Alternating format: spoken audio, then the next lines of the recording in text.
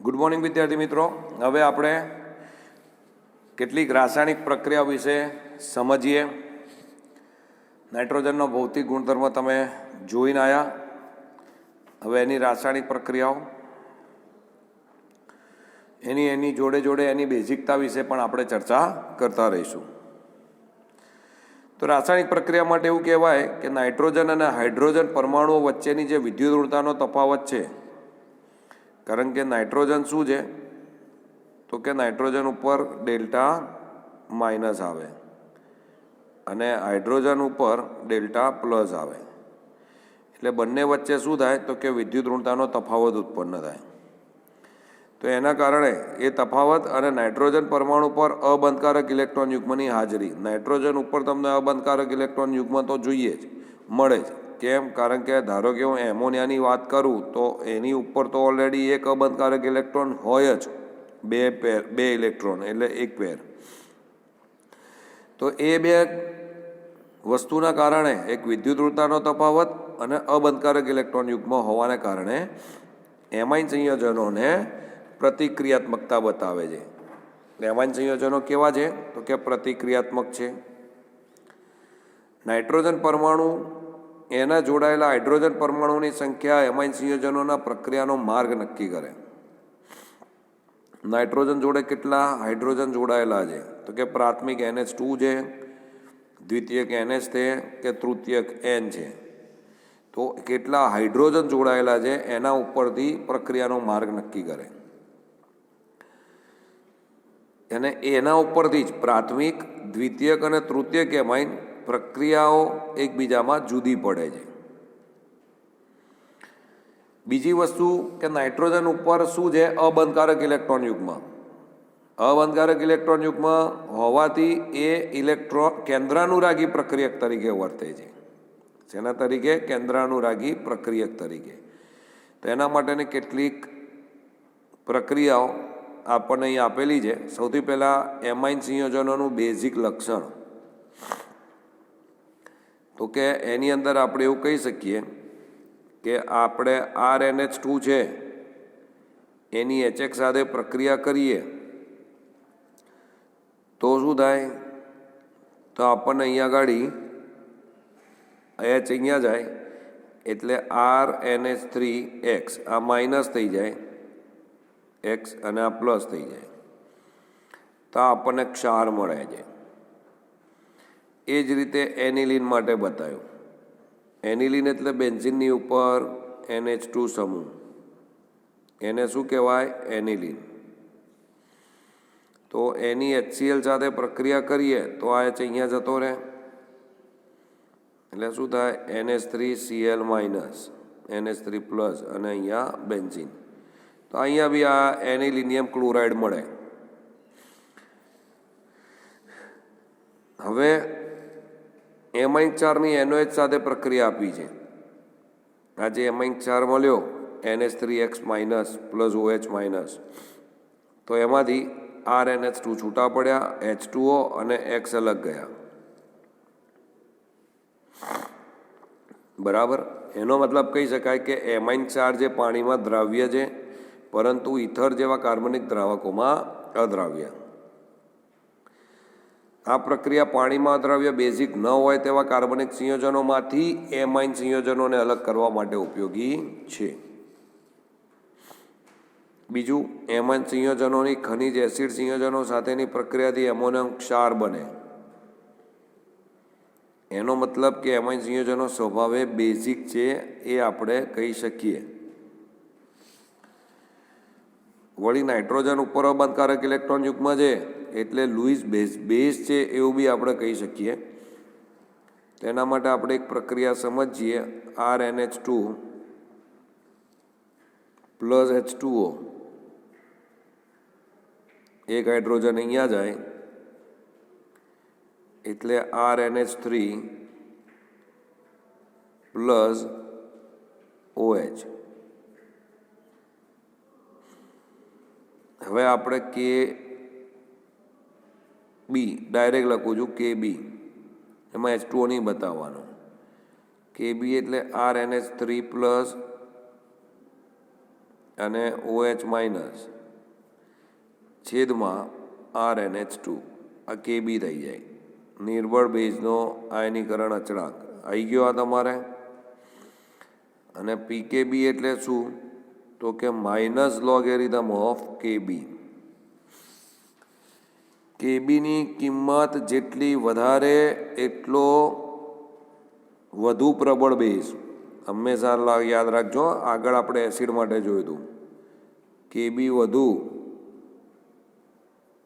અથવા તો PKB ઓછો એટલો એવું કહેવાય પ્રબળ બેઝ છે.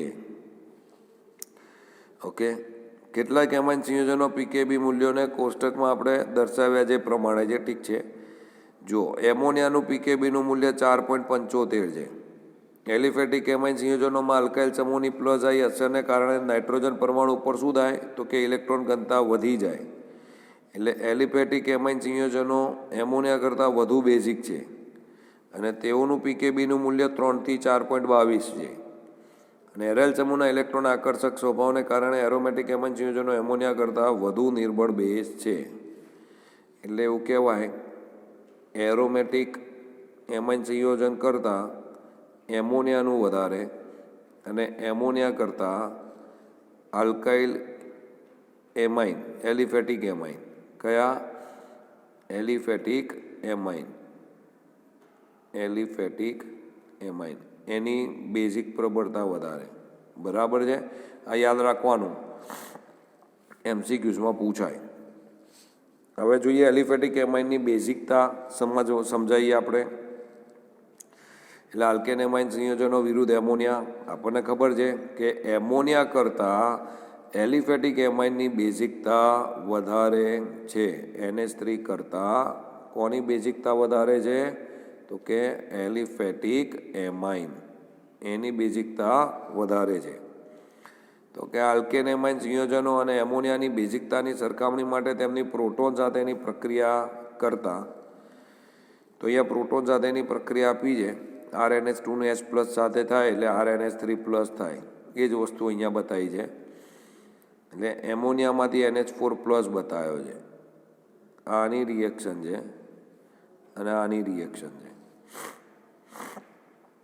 હવે સમજો, આલ્કાઇલ સમૂહ કેવો છે? ઇલેક્ટ્રોન દાતા.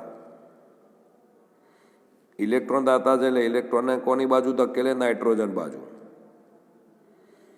અને એસિડના પ્રોટોન સાથે ભાગીદારી કરવા નાઇટ્રોજન પરમાણુના અબંધકારક ઇલેક્ટ્રોન યુગ્મને વધુ પ્રાપ્ય બનાવે છે.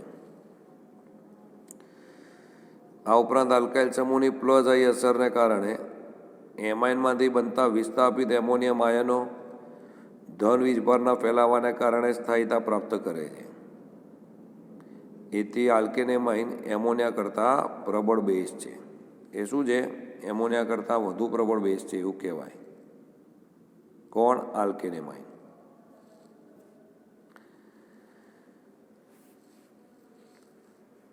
હવે ત્યારબાદ આપ્યું છે આપણને પ્રાથમિક, દ્વિતીયક અને તૃતીયક આલ્કેન એમાઇનની સરખામણી કરીએ તો એવું કહેવાય કે જેમ જેમ આલ્કાઇલ સમૂહની સંખ્યા વધે છે એમ બેઝિકતા વધે છે. કેમ? કારણ કે આલ્કાઇલ સમૂહ ઇલેક્ટ્રોન દાતા સમૂહ છે એટલે ઇલેક્ટ્રોનને નાઇટ્રોજન તરફ વધારે મોકલે એટલે નાઇટ્રોજન ઉપર ઇલેક્ટ્રોનની ઘનતા વધે અને એની બેઝિકતા વધે. એટલે તૃતીયક એમાઇનમાં કુલ 3 આલ્કાઇલ સમૂહ છે એટલે એની બેઝિકતા વધારે. દ્વિતીયક એમાઇનમાં 2 આલ્કાઇલ સમૂહ છે એની બેઝિકતા ઓછી. પ્રાથમિક એમાઇનમાં 1 જ આલ્કાઇલ સમૂહ છે એટલે એની બેઝિકતા એના કરતાં ઓછી. અને છેલ્લે એમોનિયા. લખ્યું છે જલીય અવસ્થામાં આલ્કાઇલ સમૂહની પ્લસ આઈ અસર ઉપરાંત પાણીના અણુઓ સાથે દ્રાવક યોજનથી પણ સ્થાયીતા પ્રાપ્ત કરે છે. ધન આયનનું કદ જેમ મોટું તેમ દ્રાવક યોજન ઓછું તેમ ધન આયનની સ્થાયીતા ઓછી. જલીય અવસ્થામાં શું થાય? પ્લસ આઈ અસર ઉપરાંત પણ પાણીના અણુઓ સાથે જે દ્રાવક યોજન છે એની સ્થાયીતા પ્રાપ્ત કરે. એટલે જેમ ધન આયનનું કદ મોટું એમ દ્રાવક યોજન ઓછું થાય એટલે એની સ્થાયીતા ઓછી થાય. એટલે વિસ્થાપિત એમોનિયમ કેટાયનની સ્થાયીતા જેમ વધારે એમ એમાઇન સંયોજનોની બેઝિકતા પણ વધારે. એટલે એના ઉપરથી બી સમજાઈ શકાય. તો અહીંયા જુઓ દ્રાવ્યતા આપી છે પ્રાથમિક, દ્વિતીયક અને તૃતીયક માટે. તમને દ્રાવક યોજન તમને અહીંયા બતાવીને આપેલું છે. લખ્યું છે કે જ્યારે આલ્કાઇલ સમૂહ CH3 સમૂહ જેવો નાનો હોય ત્યારે હાઇડ્રોજન બંધન માટે અવકાશી અવરોધ ના હોય. કયો? આલ્કાઇલ સમૂહ નાનો હોય ત્યારે, ખાલી મિથાઇલ જેવું એક જ CH3 હોય તો. જ્યારે આલ્કાઇલ સમૂહ યાની કે મિથાઇલ કરતાં મોટા આલ્કાઇલ સમૂહના કિસ્સામાં હાઇડ્રોજન માટે શું થાય તો કે અવકાશીય અવરોધ બદલાય, એટલે બેઝિકતા પણ બદલાય. એટલે જલીય દ્રાવણમાં મિથાઇલ વિસ્થાપિત એમાઇન સંયોજનો અને ઇથાઇલ વિસ્થાપિત એમાઇન સંયોજનોની બેઝિકતાનો પ્રબળતાનો ક્રમ તમને અહીંયા આપ્યો છે. જો ઇથાઇલમાં ઇથાઇલ હોય એટલે C2H5, દ્વિતીયકની બેઝિકતા વધારે,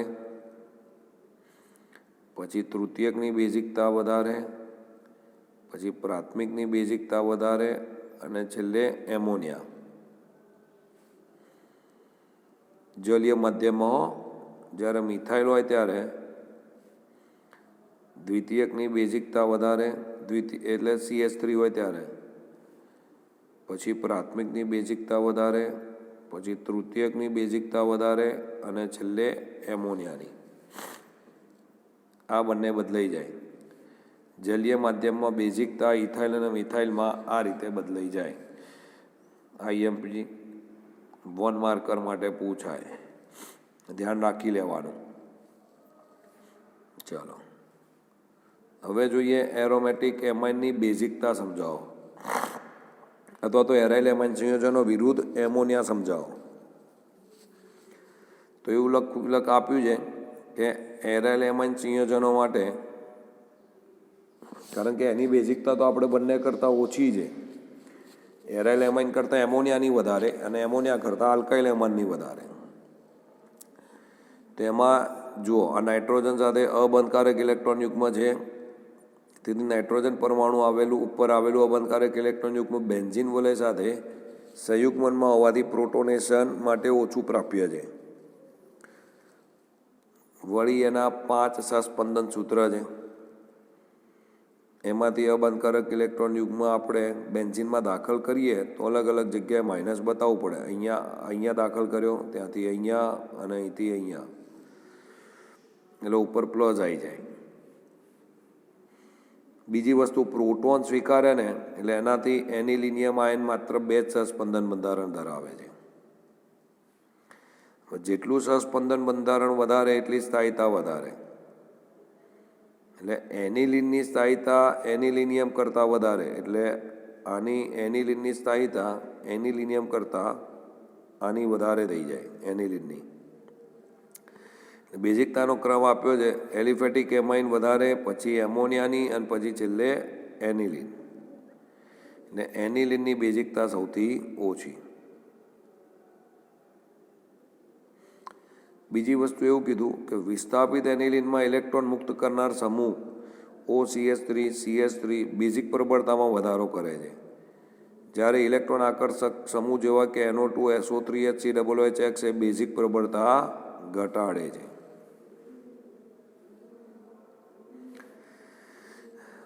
અહીંયા તમને એસિટાઇલેશન એટલે ઇથેનેમાઇન અને એનિલિનનું એસાઇલેશન આપ્યું છે. એટલે એલિફેટિક અને એરોમેટિક પ્રાથમિક અને દ્વિતીયક એમાઇન સંયોજનો એસિડ ક્લોરાઇડ, એનહાઇડ્રાઇડ અને એસ્ટર સંયોજનો સાથે કેન્દ્રાનુરાગી વિસ્થાપન પ્રક્રિયા કરે એને એસાઇલેશન કહેવાય. કઈ પ્રક્રિયા કરે? કેન્દ્રાનુરાગી વિસ્થાપન પ્રક્રિયા કરે તેને એસાઇલેશન કહેવાય. એસાઇલેશન પ્રક્રિયા દ્વારા મળતી નિપજને એમાઇડ સંયોજન તરીકે ઓળખાય. એનાથી કઈ નિપજ મળે? એમાઇડ. એમાઇડ એટલે CONH2, ગણીમાં એક હાઇડ્રોજન ઓછો હોય જો બે બાજુ જોડાયેલા હોય તો. પ્રબળ બેઝ પિરિડિનની હાજરીમાં કરવામાં આવે અને એમાં HClને દૂર કરે. એટલે અહીંયા ગાડી તમને આપ્યું છે કઈ રીતે તમે એને બતાવી શકો. જુઓ, હું અહીંયા લખીને બતાવું છું.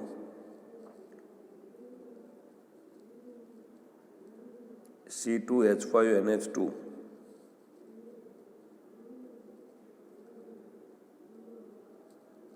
ઇથેનેમાઇન છે અને CH3COCl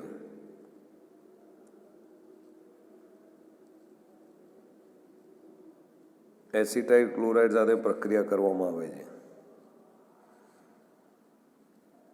અને બેઝ તરીકે શું હોય? પિરિડીન. કરવાનું શું તમારે? અહીંયાથી એક H જાય અને અહીંયાથી Cl જાય એટલે HCl તો જતો રહ્યો એટલે અહીંયા પ્લસ HCl લખી નાખ્યું. હવે રહ્યું શું? તો કે C2H5NH, પછી અહીંયા CO અને છેલ્લે રહ્યું CH3.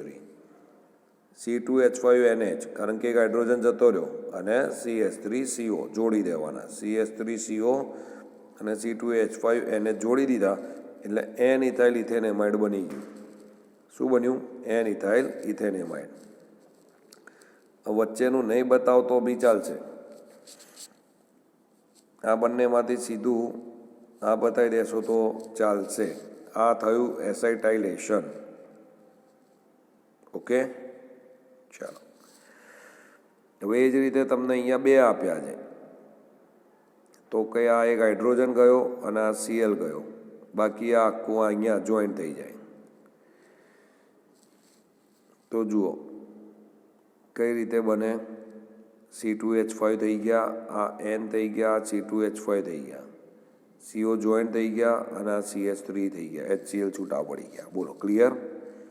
NN ડાઇથાઇલ ઇથેનેમાઇડ. બહુ જ સરળ છે. આમાં બી હાઇડ્રોજન જતો રહે અને અહીંયાથી આટલું બ્રેક થશે એટલે CH3COOH જતો રહે, COO એટલે CH3COOH અહીંયા જોઈન્ટ થાય એટલે મળી ગયું. હવે બાકીના જોડી દો તો જુઓ C6H5NH, 6H5NH, COCH3, COCH3 જોડી દીધું, આખું એક થઈ ગયું એટલે બન્યું N-ફિનાઇલ ઇથેનેમાઇડ.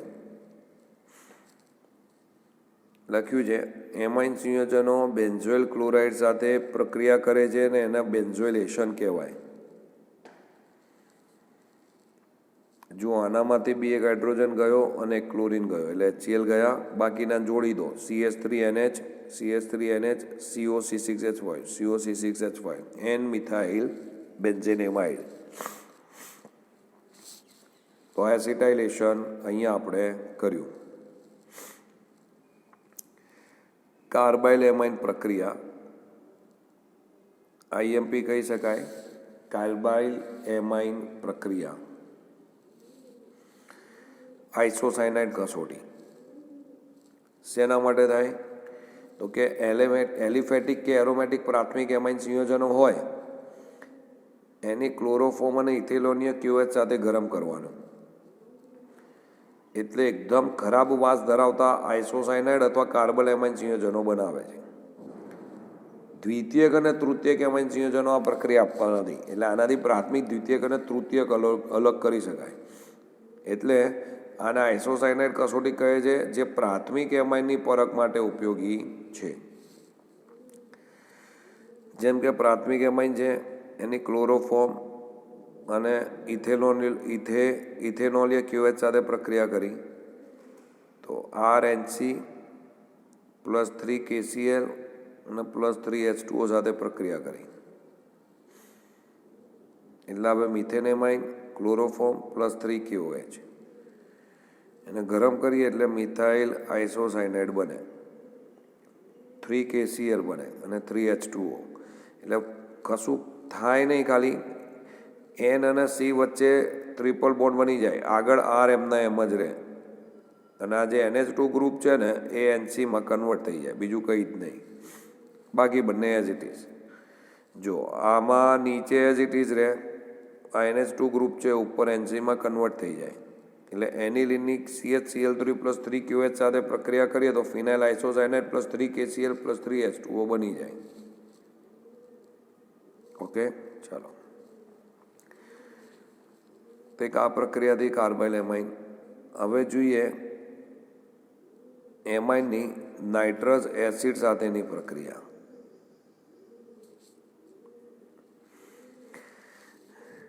તો અહીંયા આપ્યું છે HNO2 અને NaNO2 અને HCl વચ્ચેની પ્રક્રિયા દ્વારા બનાવાય. HNO2, NaNO2 અને HCl વચ્ચેની પ્રક્રિયા દ્વારા એને બનાવાય. પ્રાથમિક એલિફેટિક એમાઇનની HNO2 સાથે પ્રક્રિયા કરીએ, પ્રાથમિક એલિફેટિકની. તો જુઓ અહીંયા પ્રાથમિક એમાઇન એટલે RNH2 છે, HNO2 કેવી રીતના બને તો કે NaNO2 + HCl બંને ભેગા કરી એટલે HNO2 સાથે પ્રક્રિયા બને.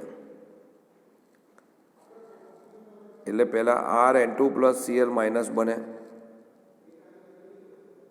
એમાંથી R બ્રેક થાય, OH જોડાઈ જાય, N2 અલગ થાય અને Cl જોડે HCl જોડાઈ જાય. કેમ? કારણ કે H2O છે, H2Oમાંથી એક H અને એક OH છૂટા પડ્યા. આ જે OH છે એ R જોડે જતા રહે એટલે ROH બની ગયા. આ જે H છે એ Cl જોડે જતા રહે એટલે HCl બની ગયા. અને નાઇટ્રોજન તો અલગ છે જ, તો એ થઈ જ જાય. બહુ જ સરળ પ્રક્રિયા. ખાલી ક્યાં તૂટે છે ને ક્યાં જોડાય છે ને એ જ યાદ રાખવાનું છે. જેમ કે આ મિથેન એમાઇન છે એની HNO2 સાથેની પ્રક્રિયા કરીએ તો જુઓ CH3 N2 અને Cl- જોડી દેવાના અસ્થાયી નિપજ.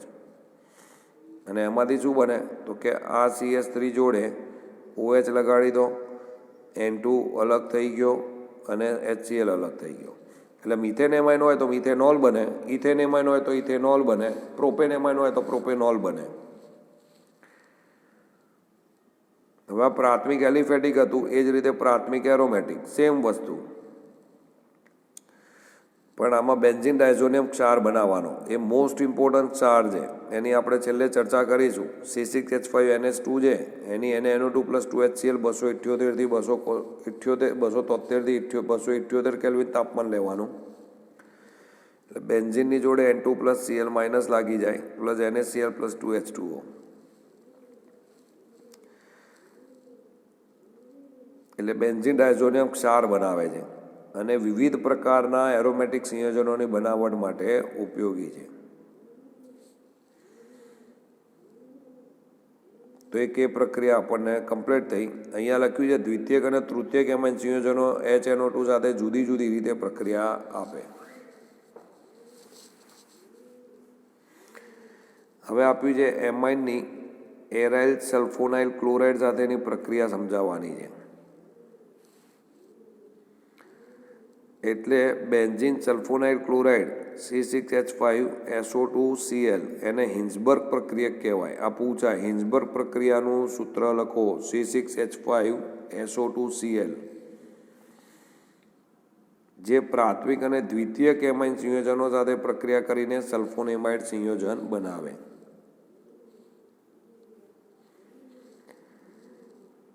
પ્રાથમિક અને દ્વિતીયક એમાઇન સાથે. હવે જો આ હિન્ઝબર્ગ પ્રક્રિયા થઈ ગયો, બેન્ઝીન એટલે C6H5, આ SO2 અને આ Cl, એની ઇથેન એમાઇન સાથે પ્રક્રિયા કરીએ તો અહીંયાથી આ Cl બ્રેક થઈ જાય, અહીંયાથી આ એક H બ્રેક થઈ ગયા, આ H અને Cl કમ્બાઈન થઈ ગયા. શું આવે? C2H5NH plus HCl. સલ્ફોનેમાઇડમાં નાઇટ્રોજન સાથે જોડાયેલો હાઇડ્રોજન પરમાણુ પ્રબળ ઇલેક્ટ્રોન આકર્ષક સલ્ફોનાઇલ સમૂહની હાજરીના કારણે પ્રબળ એસિડિક હોય છે. તેથી તે આલ્કલીમાં દ્રાવ્ય હોય છે, આલ્કલીની અંદર દ્રાવ્ય હોય. દ્વિતીયક એમાઇન સંયોજનોમાં NN ડાઇથાઇલ બેન્ઝીન સલ્ફોનેમાઇડ બને. અહીંયાથી હાઇડ્રોજન ગયો, અહીંયાથી ક્લોરીન ગયો. બેન્ઝીન જોડે SO2 છે, C2H5 રાખવાના, HCl મળે. એટલે આ જે NN ડાઇથાઇલ બેન્ઝીન સલ્ફોનેમાઇડ છે એની N નાઇટ્રોજન પરમાણુ સાથે એક પણ હાઇડ્રોજન નથી, તેથી તે એસિડિક નથી અને આલ્કલીમાં પણ કેવો છે? અદ્રાવ્ય છે. ઉપર આલ્કલીમાં દ્રાવ્ય છે, આમાં આલ્કલીમાં દ્રાવ્ય નથી, કારણ કે આમાં હાઇડ્રોજન પરમાણુ જોડાયેલો જ નથી. એટલે પ્રાથમિકમાં હાઇડ્રોજન પરમાણુ છે એટલે દ્રાવ્ય છે, દ્વિતીયકમાં હાઇડ્રોજન પરમાણુ નથી એટલા માટે એ અદ્રાવ્ય છે. તૃતીયક એમાઇન સંયોજનો બેન્ઝીન સલ્ફોનેમાઇડ ક્લોરાઇડ સાથે જુદી જુદી રીતે પ્રક્રિયા કરવાનો ગુણધર્મ પ્રાથમિક, દ્વિતીયક અને તૃતીયક એમાઇન સંયોજનોને વિભેદિત કરવા માટે અને મિશ્રણમાં અલગીકરણ માટે થાય છે. હાલમાં એની જગ્યાએ શેનો ઉપયોગ થાય છે? બેન્ઝીન સલ્ફોનાઇલ ક્લોરાઇડની જગ્યાએ પેરાટોલ્યુઇન સલ્ફોનાઇલ ક્લોરાઇડનો ઉપયોગ થાય છે. એટલે પ્રાથમિક, દ્વિતીયક અને તૃતીયક એમાઇન સંયોજનોને અલગ કરવા હોય તો હિન્ઝબર્ગ પ્રક્રિયકનો ઉપયોગ થાય. હવે જોઈએ આપણે બ્રોમિનેશન એનિલિનનું.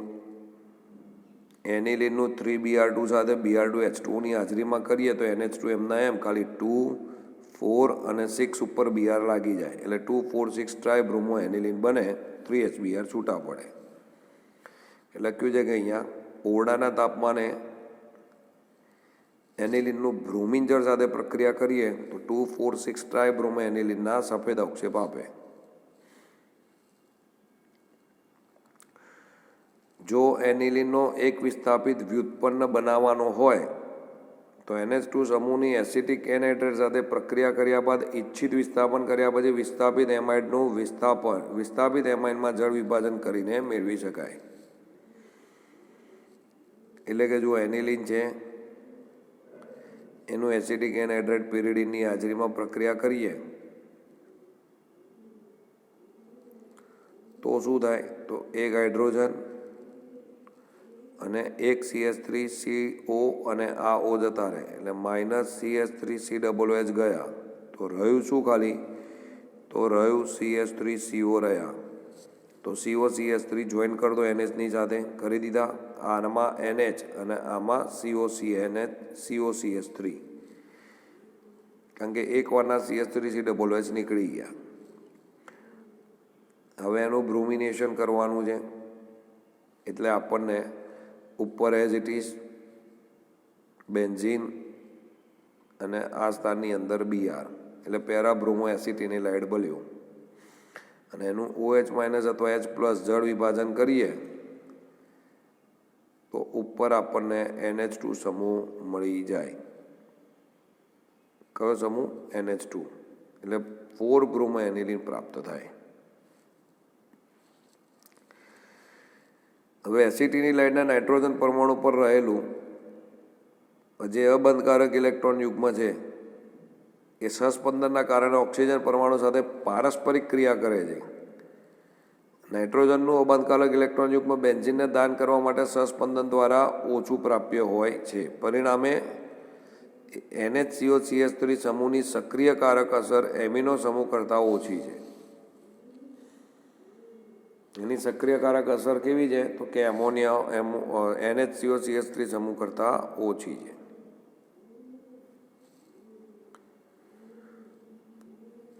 હવે જોઈએ આપણે એનિલિનનું નાઇટ્રેશન. એનિલિનનું સીધું નાઇટ્રેશન નાઇટ્રો વ્યુત્પન્ન કરતા ઉપરાંત કોલ્ટારીએ ઓક્સિડેશન નિપજો આપે છે. એટલે પ્રબળ એસિડિક માધ્યમમાં એનિલિન પ્રોટોનિત થઈને ઓલિનિયમ આયન આપે છે જે મેટા સ્થાન નિર્દેશક છે. એટલે ઓર્થો અને પેરા સિવાયના મેટા વ્યુત્પન્નો પણ અસૂચક પ્રમાણમાં મળે છે. એટલે એનિલિનનું જો તમે નાઇટ્રેશન કરો સાંદ્ર HNO3 અને H2SO4 288 કેલ્વિન તો તમને આ પેરામાં NO2 મળે એટલે પેરા નાઇટ્રો એનિલિન, આ મેટામાં NO2 મળે મેટા નાઇટ્રો એનિલિન અને ઓર્થોમાં NO2 મળે ઓર્થો નાઇટ્રોએનિલિન. એમાં સૌથી વધારે પેરાવાળું મળે 51%, પછી મેટા મળે 41%, પછી ઓર્થો મળે 2%. જો કે એસિડિક નાઇટ્રેટ વડે એસિટિલેશન પ્રક્રિયા દ્વારા NH2 સમૂહને સંરક્ષિત કરીને નાઇટ્રેશન પ્રક્રિયાને નિયંત્રિત કરી શકાય છે અને પેરાનાઇટ્રો વ્યુત્પન્ન મુખ્ય નિપજ તરીકે મેળવી શકાય. એટલે આમાં આપણે નાઇટ્રેશન કરીએ તો પેરાનાઇટ્રોએનિલિન મુખ્ય નિપજ તરીકે મળે.